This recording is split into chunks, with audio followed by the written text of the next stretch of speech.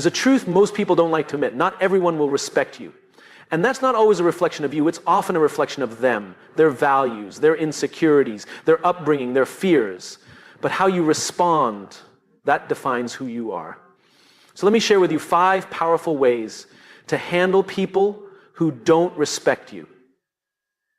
When people disrespect you, the most natural instinct is to react. You might feel the urge to defend yourself, to raise your voice, to put them in their place. But here's the truth. When we react impulsively, we give away our power. We let someone else's behavior dictate our actions. And when that happens, we've already lost, not to them, but to ourselves. The alternative is harder. It takes more discipline. It requires strength.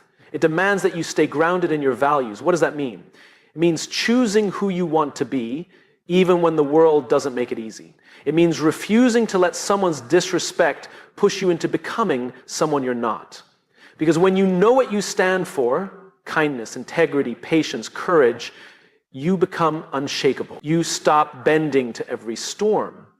You stop shrinking in the face of negativity. You become the kind of person who doesn't just talk about character, you live it. Positive values are your compass. They guide your behavior when everything around you feels chaotic. They tell you how to respond when someone insults you, disrespects you, or tries to belittle you. They remind you, you don't have to match their energy. You can rise above it. Staying grounded in your values doesn't mean you allow disrespect. It means you choose a response that honors your standards, not theirs. When someone tries to bring you down, staying grounded is saying, I won't become like you just to win this moment. Because that moment isn't worth compromising who you are. Winning an argument is useless if it costs you your peace. Scoring points in a fight is meaningless if it drags you out of alignment with the person you're striving to be. Let's be honest, this isn't easy. When someone disrespects you in public, when someone spreads lies about you, when someone mocks you or dismisses you, it hurts. It stings. And part of you might want revenge. You might want to prove a point. But here's what many people miss. The best proof is not found in your words. It's found in your actions.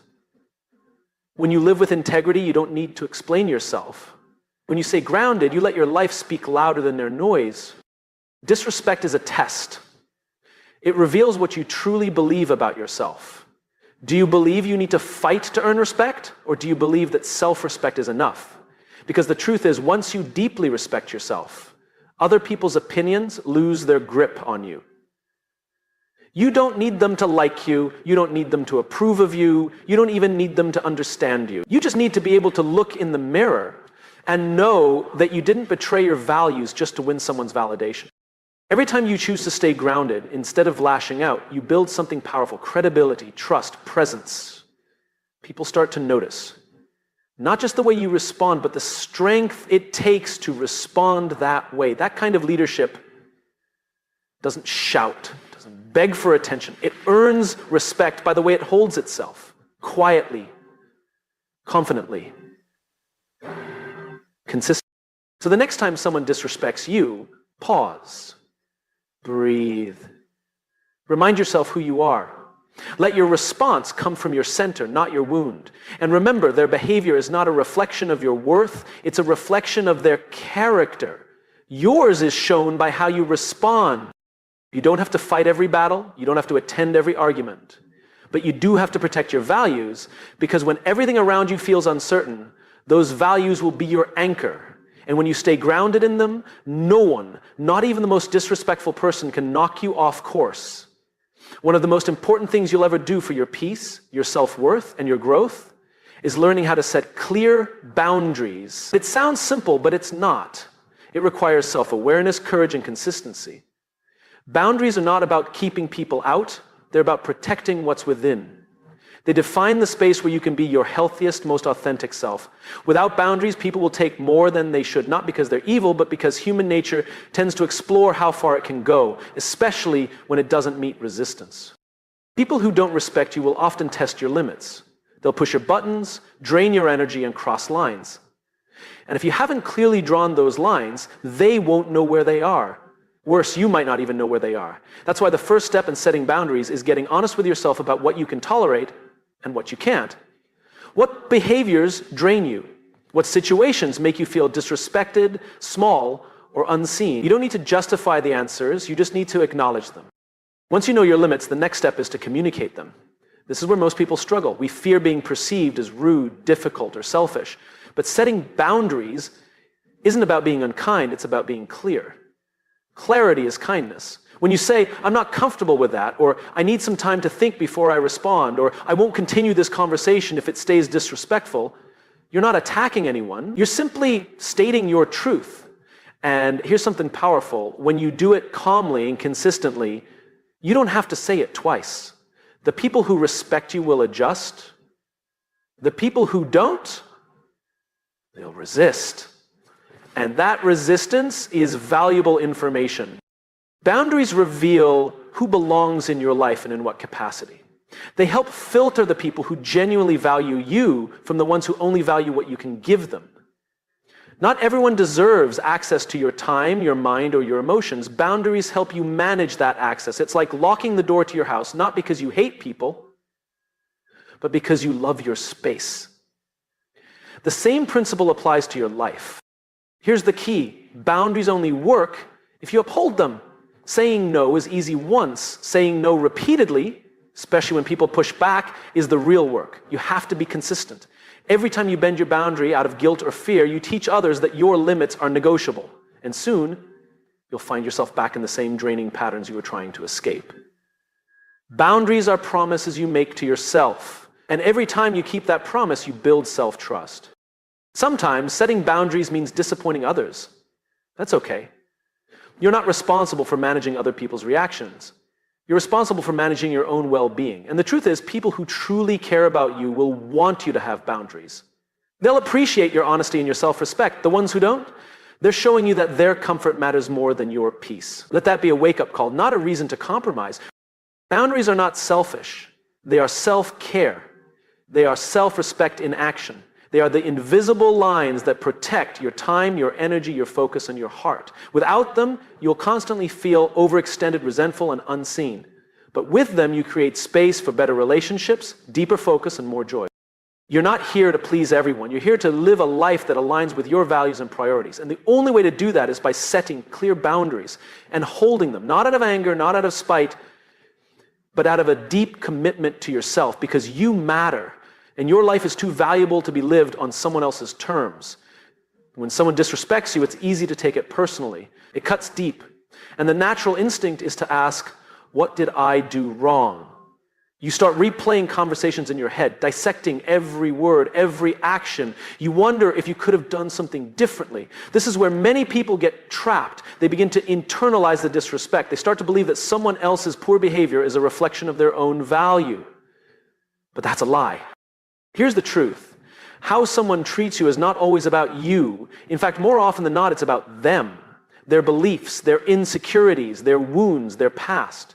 When people act out, disrespect others, or lash out with negativity, they're often revealing something broken inside themselves.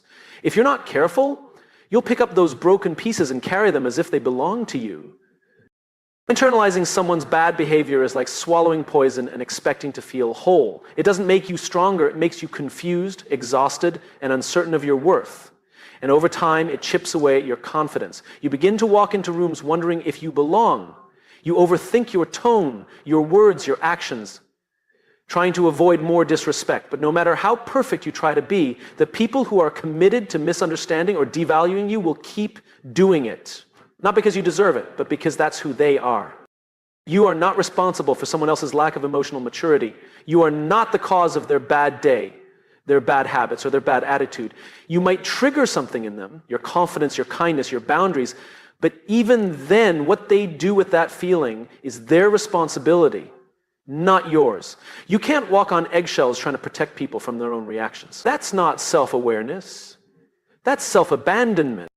It's important to create space between who you are and how others behave. That space is called perspective. It allows you to observe what's happening without absorbing it. It gives you room to say, this is not mine to carry. And the more you practice that, the more peace you'll feel. You'll start to recognize when someone is projecting their issues onto you. You'll notice patterns, how people who don't respect themselves often fail to respect others, how people who feel powerless often try to dominate or belittle. And you'll begin to see their behavior for what it is, a reflection of them, not a verdict on you. Now, this doesn't mean you ignore disrespect. It means you don't let it define you. You still address it, you still set boundaries, but you don't let it seep into your identity. You don't let someone's bad day become your self-doubt. That's the difference. When you stop internalizing, you start living from a place of self-trust instead of insecurity. You begin to act from your truth instead of reacting to someone else's dysfunction. And here's something powerful. When you stop internalizing people's disrespect, you gain clarity. You stop wasting time trying to decode mixed signals. You stop overanalyzing silence or sarcasm. You simply see it for what it is, disrespect, and you decide what to do with it without attaching it to your worth. You don't need to prove your value to people who are committed to not seeing it. You don't need to twist yourself into shapes trying to be liked. You just need to remember who you are and refuse to shrink in response to someone else's limitations. Let them carry their own weight. Let them sit with their own emotions. You are not their dumping ground. You are not their mirror. You are not their punching bag. You are a whole human being with value that doesn't fluctuate based on someone else's behavior. The moment you stop internalizing what isn't yours is the moment you begin to live with freedom. You stop trying to fix people. You stop questioning yourself. And you start standing in your power with clarity, dignity, and peace. Empathy is one of the most powerful tools you can carry through life. It allows you to see beyond someone's behavior and into their experience. It helps you understand why people might act the way they do, even if their actions are hurtful or misguided. When someone disrespects you, empathy lets you take a step back and ask, what might be going on in their world that's causing this? That perspective can shift everything. It helps you respond with grace instead of rage. It turns confrontation into curiosity. And in many cases, it helps you keep your heart open instead of shutting down. But empathy alone isn't enough, because empathy without boundaries becomes naivety. It turns understanding into enabling. And when you lead with empathy, but forget to protect yourself, you invite pain under the guise of compassion. There's a difference between being understanding and being blind. Some people weaponize your empathy. They know you care. They know you try to see the good in others. And they'll use that against you. They'll test how much you'll tolerate. They'll cross your boundaries and expect forgiveness. They'll behave badly and hide behind excuses. And if you're not careful, you'll keep giving second chances to people who never learned from the first. That's why empathy must be paired with wisdom. You can acknowledge someone's pain without justifying their behavior. You can care about someone's story without allowing them to write over yours. You can say, I see where you're coming from, but that doesn't excuse how you treated me. That's what it means to lead with empathy, but not naivety. It's the ability to understand while still holding people accountable. Empathy doesn't mean making yourself small so others can feel comfortable. It doesn't mean tolerating disrespect just because someone had a difficult past. It doesn't mean absorbing someone's anger or walking on eggshells to avoid triggering them. Those are sacrifices empathy never asked you to make. You can love someone and still walk away. You can care and still choose space. You can understand someone's behavior and still decide it's not acceptable. That's maturity. That's leadership. That's self-respect. And empathy also means being honest with yourself and others. Sometimes we use empathy as a shield to avoid hard decisions. We tell ourselves they didn't mean it, or they're just going through something. And while that may be true, it's not a free pass for repeated harm. You have to pay attention to patterns, not just apologies. You have to listen to behavior, not just backstories. Because someone's pain may explain their actions, but it doesn't erase the impact of those actions on you.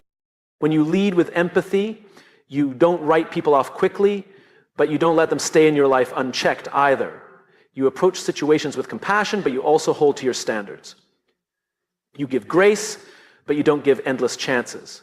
You recognize that two things can be true at once. Someone can be hurting, and they can also be hurting you. Understanding that duality is what protects your heart without hardening it.